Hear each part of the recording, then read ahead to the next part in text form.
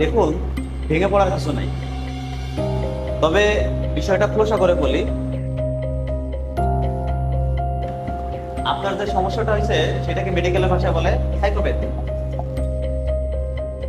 অর্থাৎ যার কোনো চিকিৎসা এখন পর্যন্ত সঠিকভাবে আবিষ্কৃত হয়নি। এই জন্য আপনাকে একটাই মাত্র পরামর্শ দিতে পারি, সেটা হলো বাইরে ঘোরাফেরা কম করুন। সামান্য অন্যায় বা অবাঞ্ছিত কিছু দেখলে আপনার মাথা ঠিক থাকে না। আচ্ছা ঠিক আছে, এবার আসি তাহলে। তবে আবারও বলছি, বাইরে ঘোরাফেরা কম করুন। Be careful.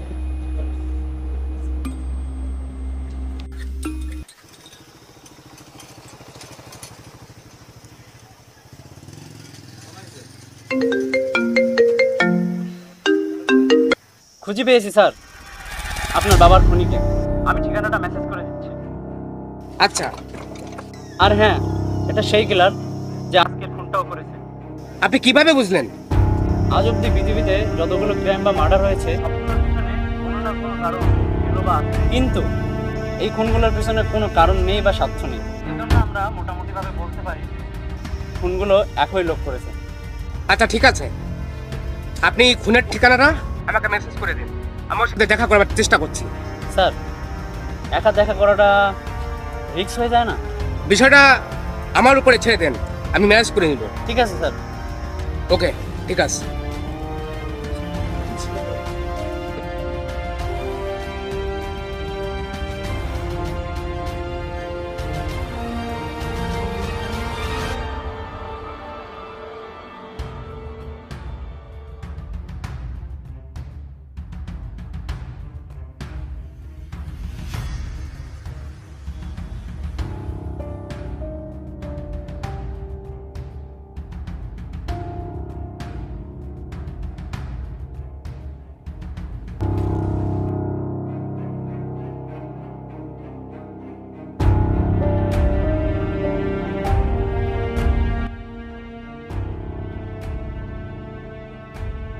হ্যাঁ নিজুম, আপডেট কোনো তথ্য আছে? হ্যাঁ স্যার, আপনার বাবাকে নিয়ে টেনশন করেন না, আমরা আপনার ব্যাপারটা সিরিয়াসলি দেখছি। ঠিক আছে? চোখ কান খোলা রেখে দ্রুত ব্যবস্থা নিতে হবে। ওকে।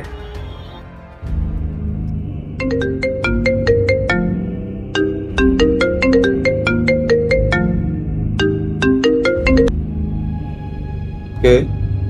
হব আপনার কোনো এক শুভাকাঙ্ক্ষী। আমি আদর্শ টিভির একজন নগণ্য সাংবাদিক। আপনার সমস্যা না থাকলে আপনার একটা ইন্টারভিউ নিতাম। আপনি ভেবে বলছেন কি? মানে আপনি কি আমাকে চেনেন?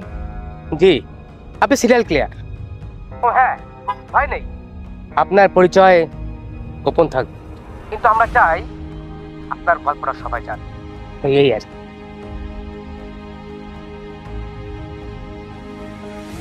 আচ্ছা ঠিক আছে, আসুন।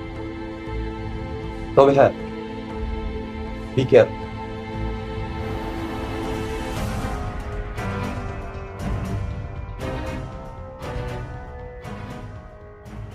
আসতে পারি? ও, আসেন আসেন, বসেন।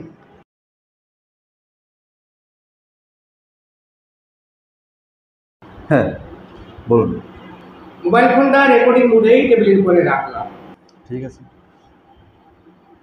এবার ইন্টারভিউটা শুরু করি, কি বলেন? ঠিক আছে, শুরু করুন।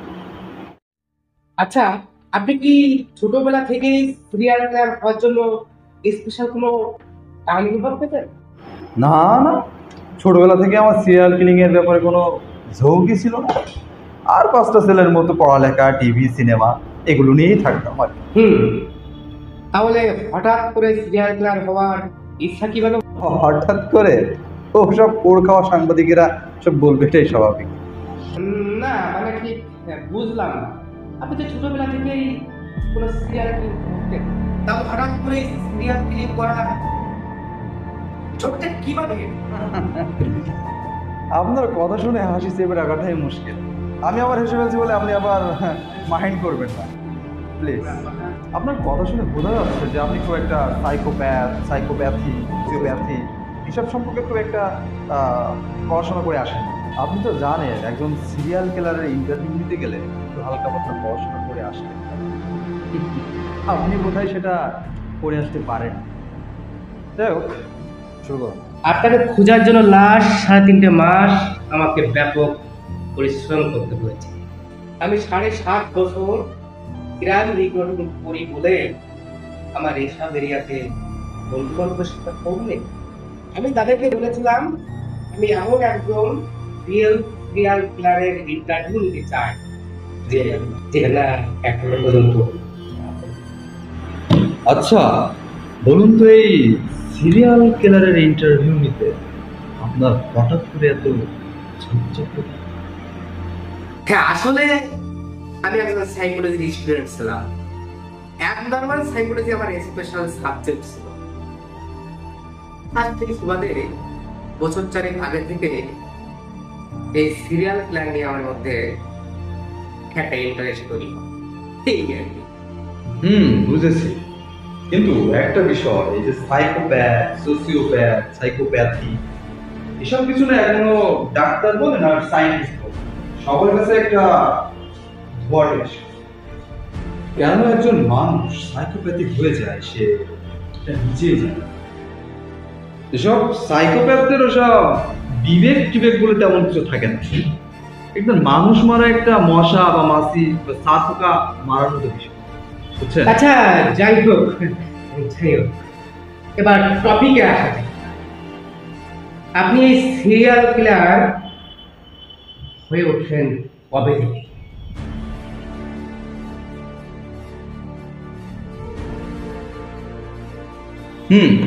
বলছি, যখন আমার বয়স 23 তখন আমি এই বিষয়টা আমার মধ্যে খেয়াল করি। দিনটি ছিল রবিবার। একটা ছিনতাইকারী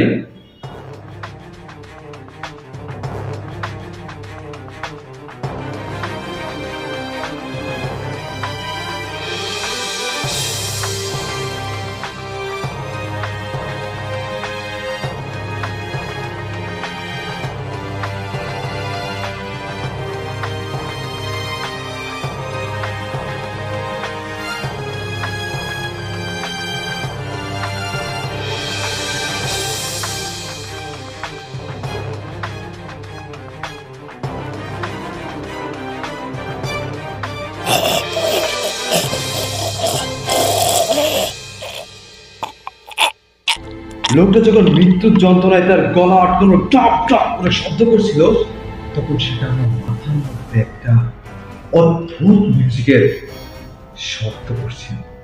তখন থেকে আমার ভিতরে একটা সিরিয়াল কিলিং ভাব জন্ম নেয়।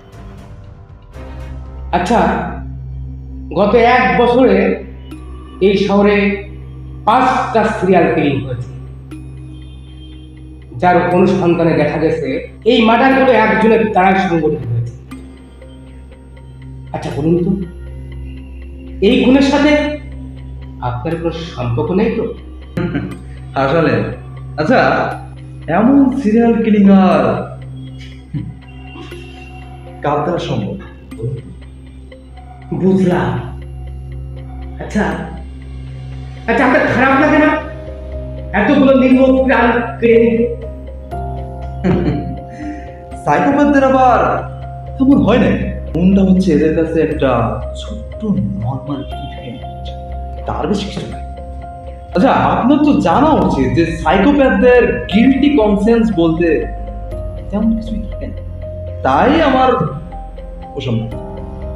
আচ্ছা, আপনার হয়তো জানা নেই যে সিরিয়াল কিলিং এর ব্যাপারে ইন জেনারেল মোটিভ বলে তেমন কিছুই নেই। ফলে no motive, no guilty conscience, finished. গত 2 মে গভীর রাতে যে সিরিয়াল কিলিংটা হয়েছে সেটা ছিল এই সিরিয়াল কিলারের লাস্ট হোপ। হ্যাঁ, তাতে কি হয়েছে? না না, কিছু হয়নি।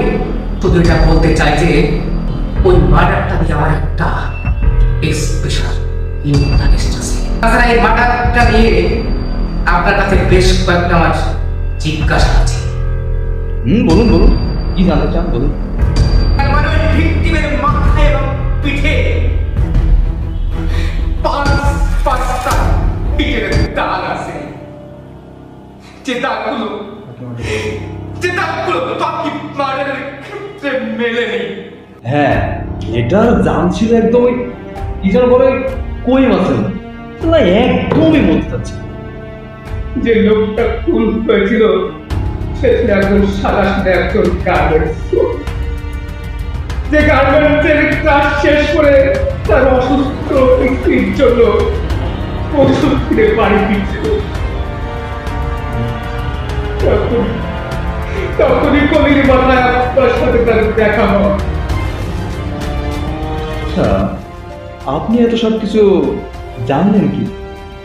এগুলো তো কোনো খবরের কাগজ, নিউজ পেপার বা কোনো কিছু দেখানো হয় না। এটা হলো ট্রেড সিক্রেট। আপনি বিশ্বাস করবেন না, আপনার পর আমার আরগুলো নিয়ে আমি যে কি পরিমাণে খাটাখাটি করেছি আপনি সেটা কল্পনা করতে পারবেন না।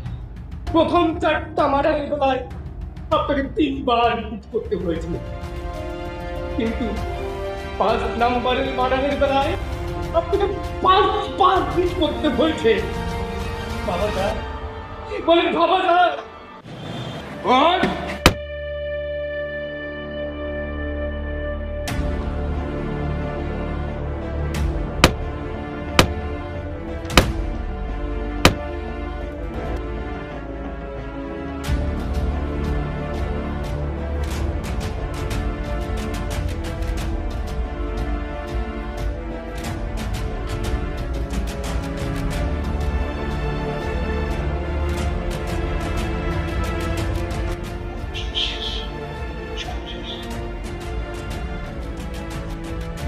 আচ্ছা, আপনার কি মনে হয় এই নিরীহ মানুষগুলোকে মেরে আপনি খুব ভালো করেছেন? অবশ্যই ঠিক করেছে। কবি বলেছে, সুখ যেথা যাও সে। তাই আমার মনে হয় যে আমি ভুল করি। না, আপনি ভুল করেছেন। বিশেষ করে ওই সাদা সাদা মানুষটাকে সাথে খুন করে আপনি ভুল করেছেন। আপনি জানেন ওই সাদা সিধে মানুষটা কে ছিল? সে ছিল আমার